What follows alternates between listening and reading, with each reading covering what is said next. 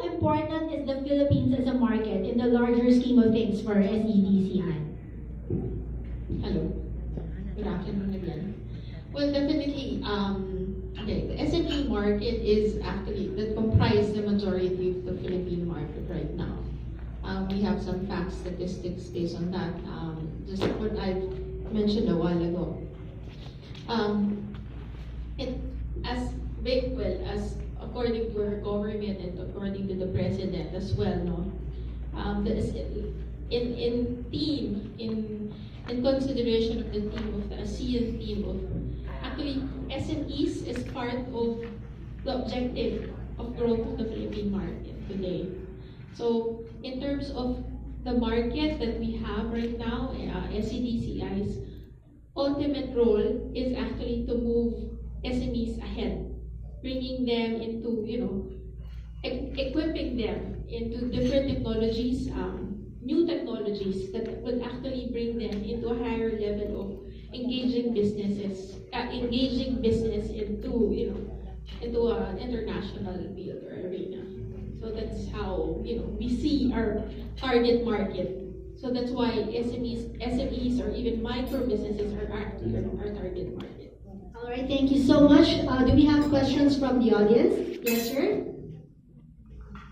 Good afternoon, ladies and gentlemen. Congratulations on this election. Thank you. I am Raymond Rubin of Malaya Business Insight. Now, there's an overload of information this afternoon. So, I have several questions on my sheets of paper. Let me start first with of the unique selling points of SEDC.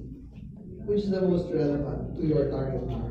Is it customization, innovation, capacity, agility, software availability? Which you think is the most relevant? It's more of customization, and of course, customization in terms of how we can actually customize or actually make all of the products and technologies or services work for a certain market or a certain industry or a certain company. That's number one.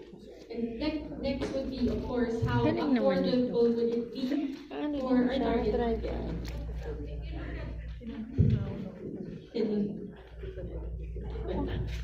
So if you look at most of the tech companies around the world, or even in the tech companies in the Philippines, if you look at them individually, they're more specific in terms of offering their products and services. Most of these companies actually target multinationals, large enterprises, forgetting the goal of customizing these products or services that they offer into serving the Philippine market or the majority of the market today, which is the SME market in their country. So that's number one, and then that's number two, customization and affordability. All right, thank you so much, sir. Do we have another question? All right, I guess the last question is from me. I am curious myself, like anyone can answer this. How can business owners trust such an intangible investment? Can anyone answer that? Each one can answer, yes, because they actually offer different products and services in partnership with SEDCI. All right, Sir Alan, you may answer first. Okay, the reason behind of creating this line of business for SEDCI is to approach different kind of business. One is it's very flexible, scalable, and most of the company now is looking at the cost of every product. So we created this line of business to understand and to cater their needs and to help them to achieve their business goals. One is to partnering with the industry leaders for Globe, serious and creative web solutions for our purpose to understand and to provide assistance to SMEs, SME industries. Thank you so much, sir. Yeah, I think the big consideration for SMEs is actually the trend in the technology. So we always tell our customers that agility is one of the most important things to consider when you do your business. So how can you grow if you don't want to be agile. So to make that possible, you have to implement or use the latest technology. So that includes hosting service, accounting solutions, and other technologies available in the market. So there's actually no way of stopping or double thinking that if I want to stay with my traditional or conventional process, how can I grow? So the name of the game actually is agility. So you have to be fast, otherwise you will be left behind. That is right, well said. Right, so how can people trust An intangible investment. product, right? Well, I think when we would always sell software to our customers, we don't actually go and say, because it's not tangible, that I don't actually buy. That's why the old software companies put it in a box, right?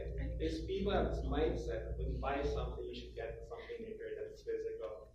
But I think when we talk to clients, we don't actually tell them that we're selling them a piece of software or a piece of service or whatever product in a box. What we actually sell to the customer is a competitive advantage.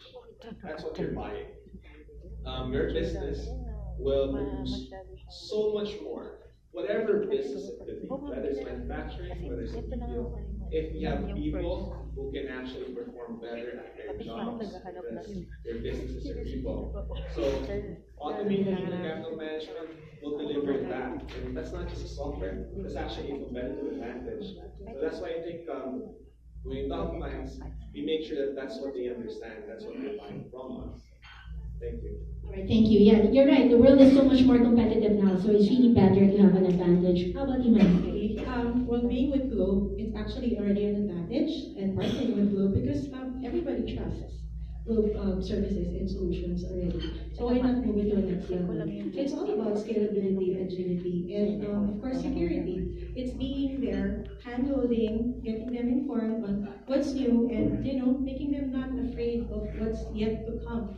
And being with a company such as Globe is by providing enterprise-grade solutions for the SME segment. It means like enterprise companies are already availing of such solutions, and what we're doing is just giving it in bite-sized pieces for the SME segment to actually enjoy as well. So I think that would more or less convince them, at least give them that security that it is safe, even though there's a perception of it being intangible. I would like to talk more about cloud in general, which is actually powering most of the services here, including infrastructure, software as a service, accounting, and human capital. When you talk about cloud, it enables companies to get more profit. So in terms of cash flow or assets, instead of investing most of your cash to none of your business line, non-focus your business investments, you can diversify somewhere else, because if you do cloud, it's all OPEX based. So it hits right on your bottom figure. In terms of people within an organization, you actually move people up to the higher level, from the nitty-gritty of just managing your infrastructure or just doing repetitive work. Intangible technologies such as cloud enables people to do a more value to the business tasks. And lastly, we've seen actually examples here what cloud can do. Sensi here is right now offering infrastructure as a service, wherein through Globe, using our infrastructure, they were able to put up other businesses where they can focus more on their customers, both from Cirrus and from the human capital management side. They focus on the customers, more on the experience on how to, from the accounting perspective, right, from a bookkeeper to an accountant, leveling people, helping people go upwards. Likewise, on the human capital side, it's helping businesses be more efficient and agile. So I believe those things don't have physical assets, or those things doesn't have any tangible asset, but the value that it gives to the business and the people, it gives a real higher business value. Thank you so much, sir. Yeah, I think the value that we would like to send at the end of the day is that this partnership that you see here in front, if you avail of these technologies right now, you need not be afraid that your information, kahit na intangible sinasabi natin kung saan sila i-store, we make sure that your data is safe, that your information is private and confidential, while all this time enjoying the scalability, agility, and the lowering of the costs. So you get the benefits on the side of business and the protection that your clients also deserve. Thank you. All right, thank you. So overall, we just really have to adapt and to adjust, or we get left behind, right? Yes. Okay. Final Few more question. questions. Okay. All right. I'm Jim Garcia from Interaction. Maybe the competitive advantage you're talking about is the clients will avail of your services, but how would you convince them to get your services rather than getting it from like Vertulus or AWS, which also cater mostly for SMEs? Basically, if you look at our partners, the reason why we chose these partners as partners of SETCI is that all of us, if you try to look at each product, we're not offering a product or a service individually. We're offering a solution for all the challenges or the problems that a simple SME would be experiencing as a growing enterprise. So that's actually our value proposition to our market. So we're offering not an individual product. We're offering it as a solution. So that's number one. That's the ultimate goal or objective of SEDCI, is to offer solutions to all challenges, to every challenge that any business would be experiencing or experiencing. Is pricing also included in that? Of course, Yeah. yes. So mas mura sa Okay.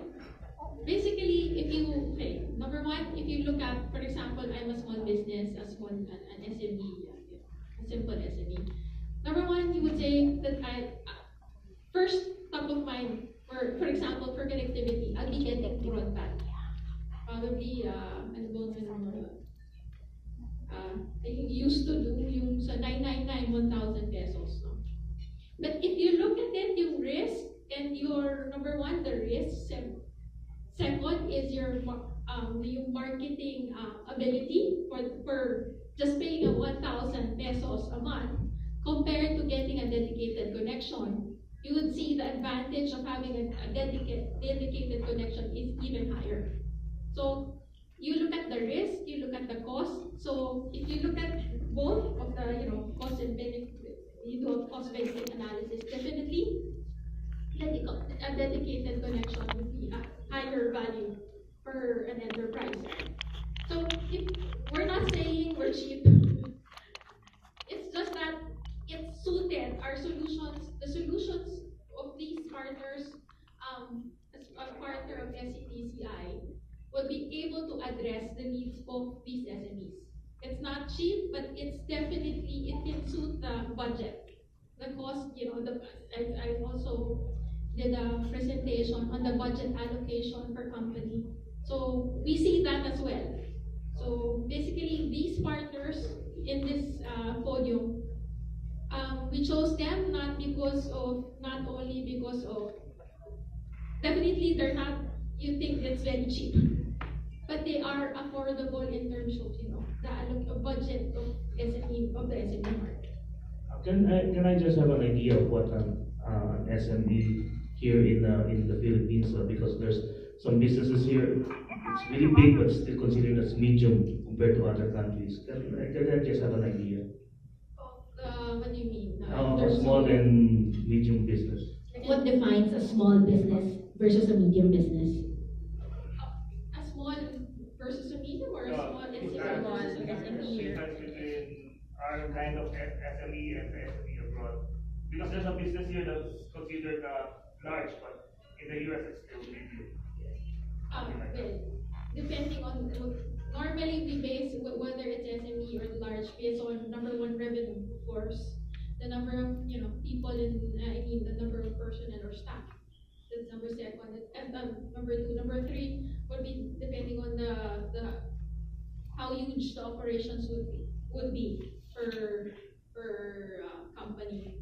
So if you're asking about the difference between the US, I don't really have the figures of the yung basis of the US, but in the Philippines, I guess they normally perceive it as an SME if it's beyond, I think, top 10,000 and above. And yeah, enterprise, yeah, rank